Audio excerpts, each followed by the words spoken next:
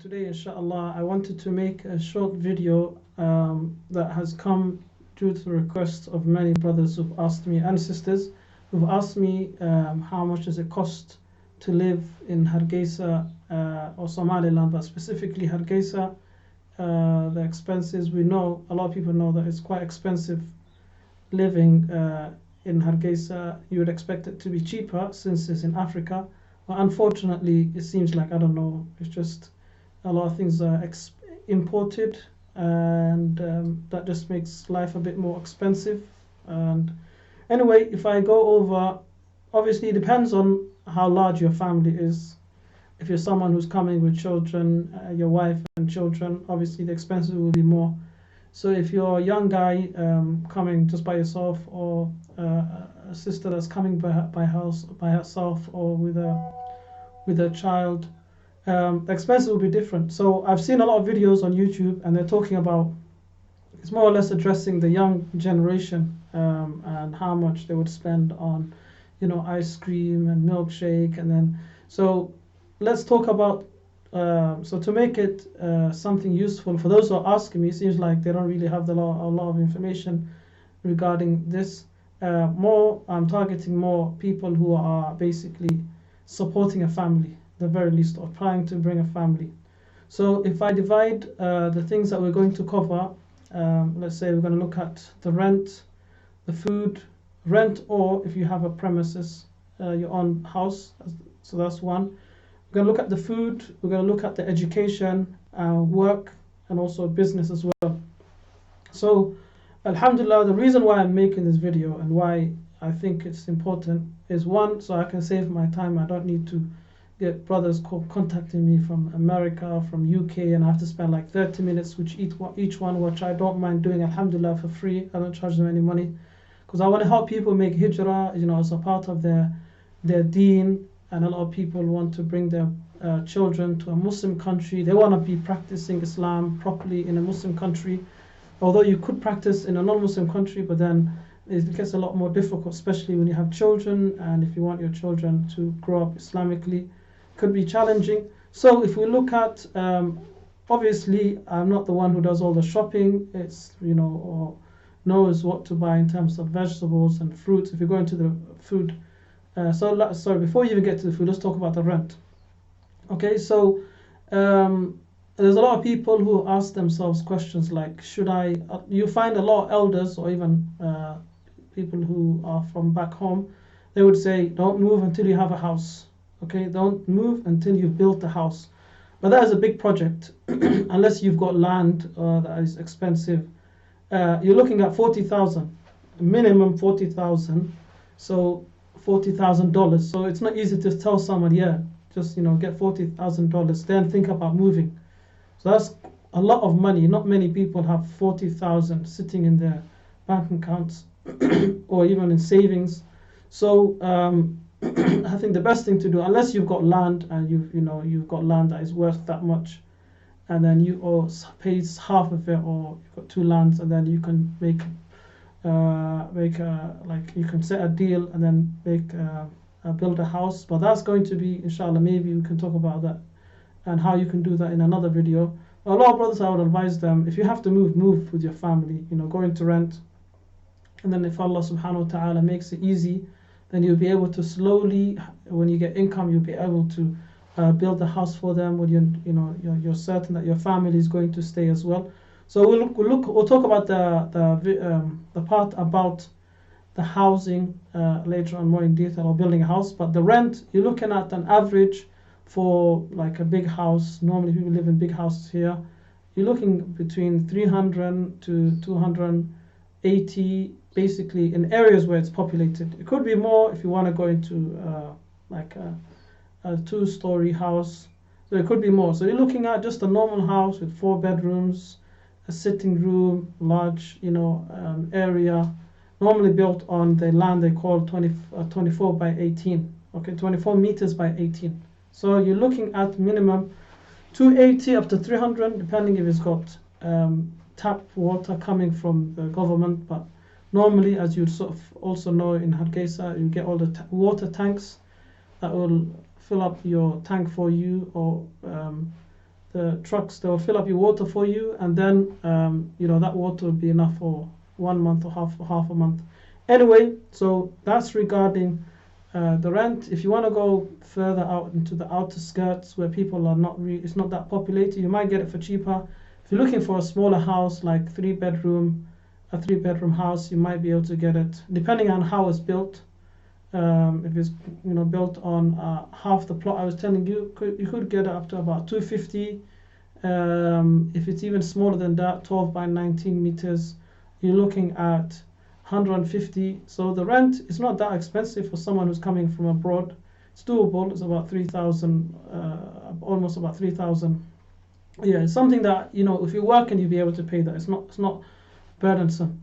Okay, so that's the rent. There is always inshallah in the long term to have a plan to build your own house, and we'll look at that later on. In terms of food, how much money would you spend? Depending, like a lot of people that are coming from abroad, they like to spend, they want to live the same standard as they're living in America or the West. So you find that we will be spending a lot more than the locals. Okay, the locals, they can live easily on 400, 500, everything, their food, their rent and everything. But for someone who's coming from UK and you got children and they just like these things that a lot of people, local people don't even think about. And then if you're having fresh milk as well, so I get my fresh milk, from a local farm or someone who lives not too far from me, so we get it for cheap. But you're looking, even the fresh milk, like fresh camel milk or cow milk, you're looking at about $100 a month. It's a lot of money. So so you're looking at, for example, maybe at the bakhar, they call it the bakhar, or where you go to the store and you get the essentials like the rice and the flour, you get it in bulk, and the sugar that lasts for 2 months or 3 months. So you're looking at, if I say an average family like myself, probably be spending at least, if I add, for example, the rent and the food, about 900. It could come up to about 900. So looking about 600, 700 just for the food, for the meat, and you can maybe include all the other expenses. Okay. For me, I probably might be spending a bit more because I have a larger family. But when it comes to also, I don't want to go into the details of the vegetables and all of that, because I'm just the guy. I do buy it sometimes. And most of the time, shopping, the women know how much everything costs and where the best places to buy it from. So it is quite expensive because all the vegetables and fruits, a lot of it is imported. That's why it's expensive. So you're looking at least, I would say 900, 700, up to about $900 with all your bills and everything, excluding education. So if we look at education, some of the schools, they charge about $80. Some charge $100 with the bus. It could go to $150. You could find some schools like in the Masalla area, like I've looked around these days, for about $45 with the bus, which is quite cheap. Some schools $60. So if you have, let's say, about 3 children, you're looking at minimum 150, 160, you could go to 180. And then they always have teachers coming to the house to help the children. So my brother was telling me the other day that he spends about $300. Obviously for me it's quite different. I'm only spending $60 because I take my children to the madrasa and I take them every morning. And I collect them. I just pay for the madrasa fee. The madrasas are a lot cheaper, so I just take them to a local one. And alhamdulillah, some of them memorize the Quran. So I do have other plans to kind of get them to do some other, like their maths and English. So education could be expensive depending on how you look at it and what you want. So if I put all together how much you need as a family to live in Hargeisa comfortably, from 3 to about a family of 4 children, an average, you're looking at, most of people tell you minimum 1,200. So 1,200 including all your food, and it could be including your rent. Sometimes it could be more depending on your expenses. So average 1,200. Okay. So if we look at that, That's a lot of money to make from Africa. Or if you're living in this country, it's a lot of money. So a lot of people, a lot of brothers, they leave their wives here and their children, and then they travel very often whilst they're working in UK or America or Canada, and that's what they do. So basically, for those who come to work here, come with savings, what work could you find? Mostly you'll find that there's a lot of places who want, English teachers. So you will be approached. People will be always asking you, we want to learn English. But a lot of these places, they don't pay a lot of money. So you're looking at $500 if it's the minute. That's probably the best places they pay 500. You might find some places paying 800. So alhamdulillah, I was a bit fortunate. So I did find at the beginning places that were planning to offer me about 1,000. But and that was not even my field. But because they wanted someone who speaks English and can teach English. I did have some background. I do have some background in teaching English as a second language, so that was on my CV. But obviously, slowly you can get into your own field. Like myself, I've got into my own field and into Sweet Faith Academy, and I was doing that on the side anyway.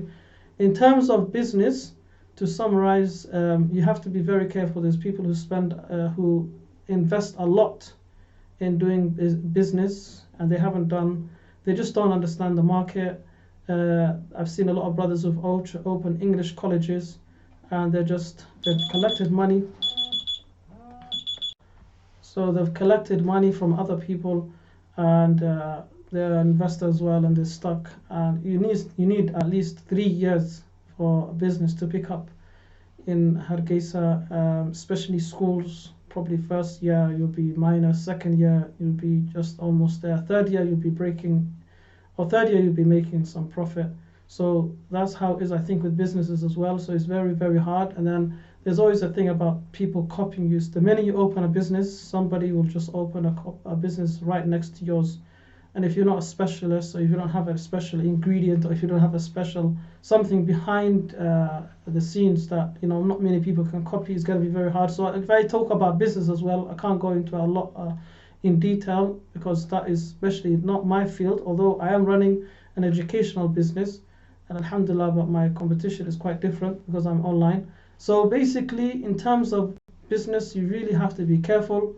There's some brothers, mashallah, who've been successful, and really, everybody's business minded here. And there's a lot of people who have money, they're ready to invest, they will outdo your business any day. There's people who spend thousands and hundreds of thousands and still hasn't worked out.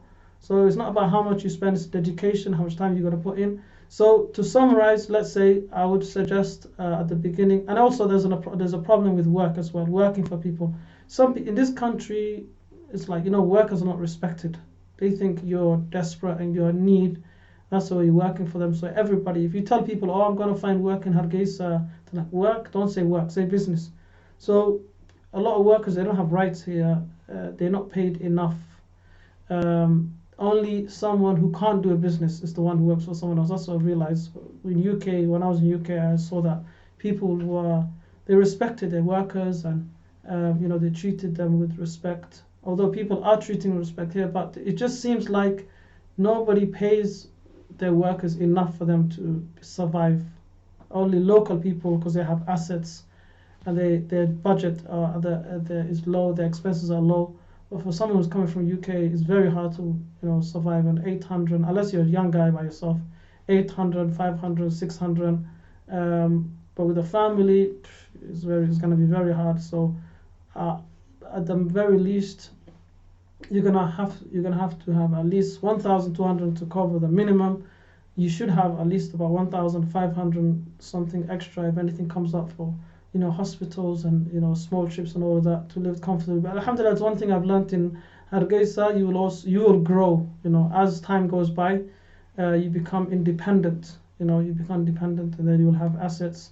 And we'll talk about how to build a house and how to invest in land as well, inshallah, in the next videos. So I hope that gives you a summary. For those who have a lot more questions, maybe inshallah I'll try to make some videos based on what you asked me. But that's all I can add at the moment. If I summarize, I've covered so much. I've talked about the rent, I've talked about the food, I've talked about education, I've talked about work, I've talked about business. There's a lot to cover in one video. But hopefully, inshallah, it does give you an overview, just a glance into the reality of living in this very expensive country, or a very expensive city, Hargeisa. So, jazakumullah khairan. Until next time, assalamu alaikum wa rahmatullahi wa barakatuh.